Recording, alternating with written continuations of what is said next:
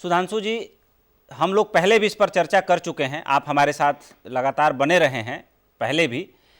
अब चूंकि केंद्र सरकार ने ये अनुमति दे दी कुछ स्ट्रिक्ट अधरेंस के साथ कि इसके अनुपालन के साथ कि भाई ये करते हुए मजदूरों को लाया जा सकता है।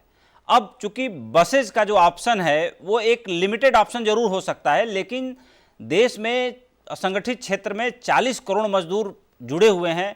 करीब करीब एक डेटा के हिसाब से कुल राज्यों को मिला लिया जाए तो 10-12 करोड़ लोग जो बाहर हैं, उसमें से कुछ लोग जो है वापस लौट चुके हैं, कुछ लोग ऐसे कामों में हैं जो इनको जहां है वहां बने रहना जरूरी है, लेकिन फिर भी 3-4 करोड़ लोग हैं जो आना चाहते हैं।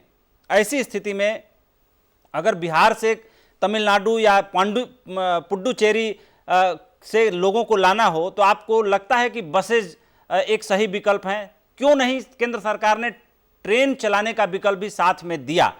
और मुझे लगता है कि ट्रेन चलाने का विकल्प बहुत ही सही और सटीक हो सकता है। और मेरा एक सुझाव भी है इसके साथ कि जो यात्रा पत्र उनकी वापसी के लिए दिया जाए वही यात्रा पत्र उनके वापस काम पर लौटने के लिए भी काम आए। उनको इस गाइडलाइन के साथ दिया जाए यात्रियों को कि जो टिकट लेकर के वो अपने घर पहुंच रहे हैं, क्योंकि लॉकडाउन खुलने के बाद जीवन पटरी पर लौटे, रोजगार बहाल हो, फैक्ट्रियां चालू हो, इसके लिए उन्हीं मजदूरों का वापस आना भी बेहद जरूरी है।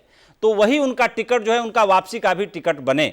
ऐसी स्थिति में आपको नहीं लगता कि ट्रेन चलाना ही एकमात्र विकल्प है बसेस के साथ साथ? उपेंद्र जी, आपका बड़ा तार्किक प्रश्न है जी। बहुत अच्छे तर्क आपने दिए, लेकिन मैं इसमें कोई विरोधाभास नहीं है जी। केंद्र सरकार ने अभी कहा है कि इनको भेजने की व्यवस्था करनी है। सबसे पहली चीज जो केंद्र सरकार ने कही है कि इनका रजिस्ट्रेशन करिए कि किस किस को जाना है। देखिए, आंकड़े तो सबके पास है, लेकिन इस समय स्थिति में कौन जाना चाहता है कौन नहीं जाना चाहता है इसका भी तो पता लगाना बहुत जरूरी है। कौन जाना चाहता है, कहां जाना चाहता है, ये जब तक सारी जानकारी नहीं होगी उसके बिना आप क्या इसके अंदर योजनाबद्ध तरीके से लोगों को भेज पाएंगे। केंद्र ने घोषणा नहीं करी है, लेकिन तैयारी करी हुई है। मैंने जो आपने प्रश्न करा इसकी जानकारी अपनी तरफ से ली, और जानकारी ये है कि ये तो विकल्प जो है ये तो स्वाभाविक विकल्प है कि एक बार जानकारी हो जाएगी उसके हिसाब से आपका होगा कि किधर से कौन सी ट्रेन जानी है, किधर से कौन सी ट्रेन जानी है, कहां कहां का क्या क्या लोड है, उसके हिसाब से सारी व्यवस्थाएं होंगी। सुधांशु जी, एक आंखों देखी स्थिति बयां कर रहा हूं। मुंबई में 10 साल मेरा जीवन बीता है। कुछ मेरे जानकार वहाँ पे मुंबई से नासिक अस्थियां विसर्जन करने के लिए गए थे। तमाम जीवन के ये भी उपक्रम इसी में ईश्वरीय आपदा ये सब चीज़ें चल ही रही हैं। तो कुछ मेरी बात हो रही थी तो लोगों ने बताया कि अभी भी मुंबई से पैदल हजारों की तादाद में लोग हाईवेज पर देखे जा रहे हैं, और मजदूर जो है पैदल ही अपने घरों को चल पड़े हैं, और कोई रुका नहीं है। जिसको मन आ रहा है वो पैदल जा रहा है। और जाहिर सी बात है, पैदल जाना हजारों हजार किलोमीटर, अगर ईश्वरीय कृपा से कोई अपने घर पहुंच गया तो अच्छी बात है, लेकिन रास्ते में अगर उसको कोई बीमारी हो गई, किसी भी तरह से वो प्रभावित हुआ, तो जाहिर सी बात है कि जान जाने के चांसेस बहुत ज़्यादा हो जाते हैं, क्योंकि ना तो सही इलाज मिलता है, सही भोजन मिलता है, और जाहिर सी बात है कि बीमारी के समय आराम की बेहद ज़रूरत होती है, आराम भी नहीं मिलता। ऐसे तमाम केसेस दर्जनों में रिपोर्ट भी किए गए हैं कि लोग पैदल तो चले लेकिन रास्ते में मर गए, घरों तक नहीं पहुँचे।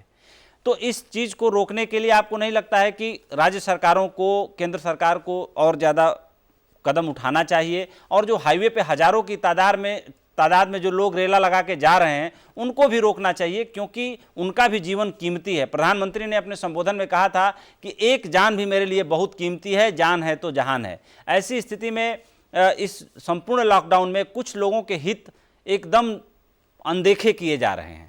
उपेंद्र जी, इसमें जो एक प्रश्न है उसको ध्यान रखना चाहिए कि सबसे कितनी अपील करी गई कि तुम अभी घर छोड़ के ना जाओ। व्यवस्था इस समय यहाँ पे जो है उसमें सोशल डिस्टेंसिंग की इतनी जरूरत है, ये जिस तेजी से फैल सकता है और जिस तरह जान माल का खतरा हो सकता है, हानि हो सकती है, उसमें सबने निवेदन करा कि कृपा करके आप घर के लिए प्रस्थान ना करिए। अब खुला है। देखिए एक बात और कहना चाहता हूं, सोशल डिस्टेंसिंग का पालन तो मुंबई जैसे, दिल्ली जैसे शहरों में नहीं हो पा रहा है। इसलिए नहीं हो पा रहा है कि जो गरीब मजदूर हैं वो एक एक कोठरी में 8-8, 10-10, 15-15 लोग रह रहे हैं।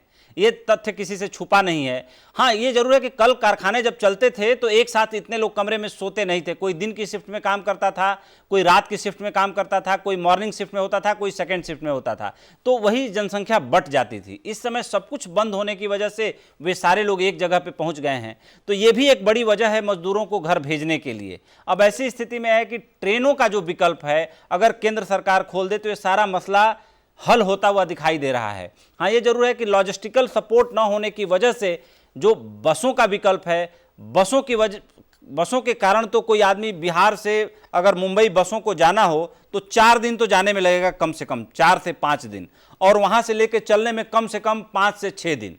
तो आप ये सोचिए कि ये पूरा उपक्रम जो है 2 सप्ताह का लगभग हो जाएगा बसेस से। वहीं ट्रेन से ये उपक्रम विद इन 4 डेज हो सकता है खूब आराम से। इसमें मैंने कहा ना, इसमें कोई विरोधाभास थोड़ी है कि ट्रेनें नहीं चलेंगी। आपने कहीं कथन सुना है क्या कि ट्रेनें जो है नहीं चलेंगी मजदूरों को वापस लाने के लिए या इनको अपने जहां जाना है वहां पहुंचाने के लिए? नहीं, ऐसा मैंने व्यवस्थित तरीके से ये सारा काम हो रहा है। देखिए, एक कॉन्सेप्ट एक और मैं बता दूं आपको, मैंने क्योंकि जानकारी ली इसलिए थोड़ा बता रहा हूं जी।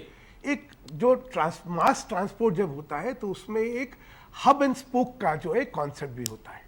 देखिए, बसें इस समय, क्योंकि बसें तमाम देश भर में हैं और ये बसें पहले जो स्थानीय लोगों के लिए इस्तेमाल करी जाती थी वो इस समय नहीं हो रही हैं। जो दिल्ली ले लीजिए, दिल्ली में हजारों बसें हैं, लेकिन क्योंकि दिल्ली में स्थानीय यातायात अभी उसकी इजाज़त नहीं है, ये बसें खड़ी हैं। ये बसें बहुत देश भर में बसें हैं, लेकिन इनके साथ क्या है, हब एंड स्पोक का एक कॉन्सेप्ट होता है।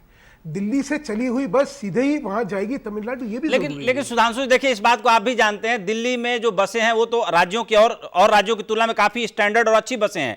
लेकिन आप ये बिहार डिपो की जो बसें हैं, उत्तर प्रदेश डिपो की बसें हैं, वो कितनी दूरी तय कर सकती है, इसको आप भी बहुत अच्छे से जानते हैं, मैं भी बहुत अच्छे से जानता हूं।